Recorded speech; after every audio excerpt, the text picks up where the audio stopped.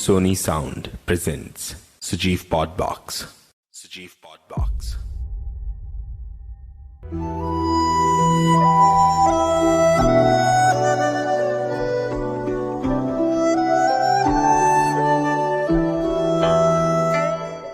नमस्कार, मैं हूं आपका दोस्त, आपका हम सफर Sajeev and now you are listening Sajeev podbox. तो दोस्तों, आज मैं फिर हाजिर हूं आपके बीच एक नई कहानी के साथ जिसका नाम है सही कौन और जिसे लिखा है डॉक्टर सोनिल ने। तो चलिए दोस्तों, बिना किसी देर किए इस मजेदार कहानी को सब मिलकर सुनते हैं। सिया आजकल की लड़कियों के ख्यालात की सी ही लड़की है। अपने पिता को कैंसर से लड़ते और फिर मौत तक जाता देख अब वो निडर भी हो गई है। हालातों से लड़कर जीना भी सीख लिया है सिया ने। पिता की मृत्यु के पश्चात जब गरीबी झेलनी पड़ी तो वो भी उसे और उसकी मां को तोड़ नहीं पाई। सिया को अपने पिता के बैंक में नौकरी अनुकंपा के तहत मिल गई। सिया और उसकी मां के दिन कटने लगे। सुंदर नैन नक्श की मालिक सिया खुश मिजाज ही रहती थी। दुख को अपने चेहरे पर लाना उसे पसंद न था। अपने घर में खुशी से गुजर बसर हो रही थी, पर किस्मत को कुछ और मंजूर था। उसका तबादला हो गया। माँ बुढ़ापे में घर छोड़कर चलने को तैयार नहीं थी। सिया ने माँ को मनाने की भरपूर कोशिश की, पर माँ नहीं मानी। छोटी जगह पर तबादला हुआ था। माँ को हमेशा ही चिंता बनी रहती थी। माँ ने बैंक के हर एक अफसर से लेकर चौकीदारों तक के नंबर ले रखे थे। अक्सर ही माँ मुझसे बात कर हाल चाल जान लिया करती थी। मैं इस बैंक का मैनेजर। मेरी ही आंखों के सामने बीती है ये कहानी दोस्तों, जो मैं आज आपको सुना रहा हूँ।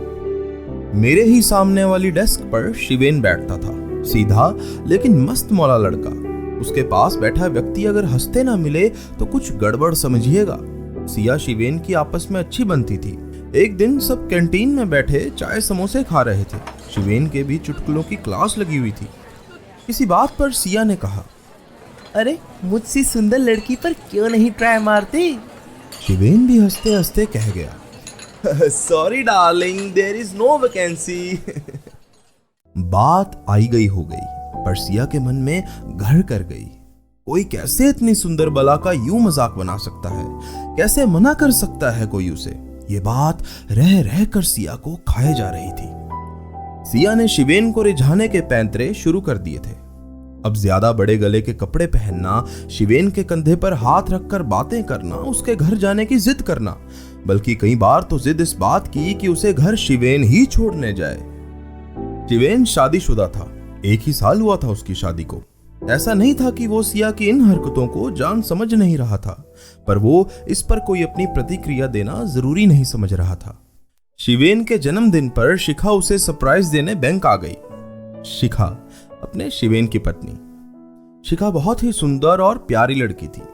सिया और शिखा आपस में सहेलियां सी हो गई, लेकिन कहीं ना कहीं अब भी सिया के मन में शिवेन का उसे नजरअंदाज करना खटक रहा था। शिखा से बातचीत में पता लगा कि वो शाम की ट्रेन से अपने मायके जा रही है। कितने दिनों में लौटोगी यार? 4-5 दिन में। चलो एंजॉय करना, शिवेन का ध्यान मैं रख लूंगी। शिखा ने स्माइली बनाकर भेजे और हा हा हा लिखकर भेज दिया। अपने पति पर पूरा भरोसा था उसे। शाम शिवेन घर के लिए निकलने को हुआ तो सिया ने साथ चलने की जिद पकड़ ली। शिवेन ने समझाया कि शिखा घर पर नहीं है, किसी और दिन ले चलूंगा रे बाबा। नहीं, मैं तो आज ही चलूंगी। शिखा ने कहा है तुम्हारा ध्यान रखने को। बहुत मना करने पर भी जब वो नहीं मानी, सिया शिवेन के साथ घर आ गई। किचन में जाकर चाय भी बना लाई। शिवेन ने जब चाय का कप उठाया तो फोन बज उठा। फोन शिखा का ही था, तो सिया ने मुंह पर उंगली रख शिवेन को इशारा किया कि वो यहाँ है, ये नहीं बताना है। शिवेन को कुछ समझ नहीं आया और वो अपना फोन लेकर बाहर निकल आया। बात करके शिवेन जब घर पहुंचा तो अजीब सा माहौल महसूस हुआ उसे। खुशबू से महका उसका घर उसे ठीक नहीं लग रहा था। चाय ठंडी हो गई थी तो वो भी उसने एक ही घूंट में गटक ली। अंदर जाने की हिम्मत नहीं कर पा रहा था तो आवाज लगाई, सिया। सिया ने शिखा की साड़ी पहन रखी थी और खूबसूरत भी लग रही थी। शिवेन को समझ नहीं आ रहा था कि ये क्या हो रहा है। उसका सर घूम रहा था, चक्कर आ रहे थे उसे। ये मुझे क्या हो रहा है? कहते हुए शिवेन बेहोश हो गया। सुबह सुबह सिया मेरे कैबिन में धड़धड़ाती पहुंची, आंखें लाल और चेहरे पर अजीब भाव। मैंने सिया को अपनी छोटी बहन ही समझा था, पर उस दिन मुझे कुछ समझ नहीं आ रहा था। क्या हुआ सिया? सर। कहो सिया, क्या हुआ? सर वो शिवेन। सिया ने रोना शुरू कर दिया और लगातार बस रोती रही। मैंने बहुत देर तक चुप कराने की कोशिश की, पर उसके आंसू नहीं रुके। मुझे स्थिति का अंदाजा तो लग ही गया था। क्या किया उसने? सिया बोलो। लेकिन नहीं, उसने एक शब्द भी नहीं बोला। मैंने फोन किया। हेलो, शिवेन को अंदर भेजो। सर अभी तो शिवेन सर नहीं आए हैं। ठीक है, जैसे ही आता है उसे अंदर भेजो। सिया, तुम कुछ बोलोगी या मैं पुलिस को बुलाऊं? नहीं सर। बोलकर सिया और जोर जोर से रो पड़ी। शिवेन के आते ही उसे मेरे कैबिन में भेजा गया। बैंक में अजीबो गरीब बातें होने लगी। सर आपने मुझे बुलाया? सिया तुम कब आई? तुमने कल चाय में क्या मिलाया था? तुम मुझे क्या सबक सिखाना चाहती थी?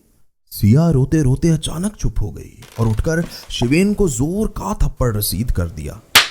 मैं सभी बातों से अनजान समझ नहीं पा रहा था कि हुआ क्या है दोनों के बीच। शिवेन की कभी कोई शिकायत नहीं आई और सिया तो छोटी बहन है। कौन सही कौन गलत, कैसे फैसला किया जाए? लड़की के पक्ष में सभी बातें साफ नजर आती हैं, पर इस लड़के पर भी कैसे शक कर लूं? मेरे दिमाग में अचानक ढेर से प्रश्नों ने धावा बोल दिया। उसके उत्तर में मुझे कुछ भी नहीं मिल पा रहा था। तभी दरवाजे से निकलती शिखा अंदर आई और जोर से एक थप्पड़ सिया को जड़ दिया। सिया बुत बन गई। शिवेन भी खड़ा देखता रह गया। तुम इतना नीचे गिर सकती हो सोचा नहीं था मैंने। अपनी सहेली समझती थी तुम्हें। सोचा था कि घर नहीं है तुम्हारा यहाँ, इसलिए तुम्हें भी एक सहारा मिलेगा। लेकिन तुम जैसी कुछ लड़कियों की वजह से ही लोग अब किसी पर विश्वास नहीं करते। शिखा, क्या हुआ है? बताओ भी। शिवेन ने शिखा को पकड़ते हुए पूछा। शिवेन, तुमने जब कल बात करके मुझे बताया कि सिया घर आई है, तभी मुझे ठीक नहीं लगा, क्योंकि सिया जानती थी कि मैं घर पर नहीं हूँ। अकेले घर में जाना जब उस घर में कोई और ना हो, इसका मतलब क्या है? तुम्हारी आदत जिस पर हमारी बहस होती है, फोन ना कट करने की, उसने ही मुझे कल सच्चाई पर पहुंचाया। तुम कभी भी अपना फोन कट नहीं करते हो। बाय तो कह दिया था तुमने, पर फोन नहीं काटा। फोन चालू था जब तुम शायद बेहोश थे, लेकिन तभी सिया ने बोलना शुरू किया कि तुमने उसे भाव नहीं दिए। इतनी सुंदर सिया को तुमने शिखा के चक्कर में देखा भी नहीं। इसका बदला ले रही थी वो तुमसे। तुमने कुछ भी नहीं किया है शिवेन, मेरे पास सारी बातें रिकॉर्ड हैं। तुम्हें क्या लगा था सिया, लड़की हो तो कुछ भी करके निकल जाओगी? अब देखो एक बीवी क्या करती है। इंस्पेक्टर सर आइए। पुलिस वालों की टीम सामने थी और सिया की नजरें मुझ पर टिकी थी। मैं बहन मानता था उसे, पर एक गुनहगार को कैसे छोड़ने की बात करता। यकीनन अगर ये दुष्कर्म शिवेन ने किया होता तो उसे पीट पीट कर अधमरा कर देता, पर सिया एक लड़की है, उससे क्या कहता। बैंक से रिटायर हो रहा हूं आज, और ये कहानी अब तक दफन थी दिल में कि कौन सही था क्या सही था। आज कोई बोझ नहीं चाहता, इसलिए अपने मन को बहला रहा हूं। गलती दोनों की थी, ना किसी की कम ना किसी की ज्यादा। बस इतनी सी ही थी आज की कहानी दोस्तों, मेरी यानी सजीव की जुबानी। दोस्तों, हमारे जीवन में अनेकों लोग हमसे मिलते हैं, बिछड़ते हैं और फिर मिलते हैं, पर हमें दोस्तों हमेशा ध्यान में रखना चाहिए कि हमारे शब्दों से किसी को हानि ना पहुंचे, किसी के दिल को ठेस ना पहुंचे, क्योंकि उसका अंजाम बाद में बहुत ही गंभीर हो सकता है। तो चलिए दोस्तों, कल फिर मिलेंगे एक नई कहानी, एक नए किस्से के साथ। तब तक अपना ध्यान रखिए और स्वस्थ रहिए। Good night, take care.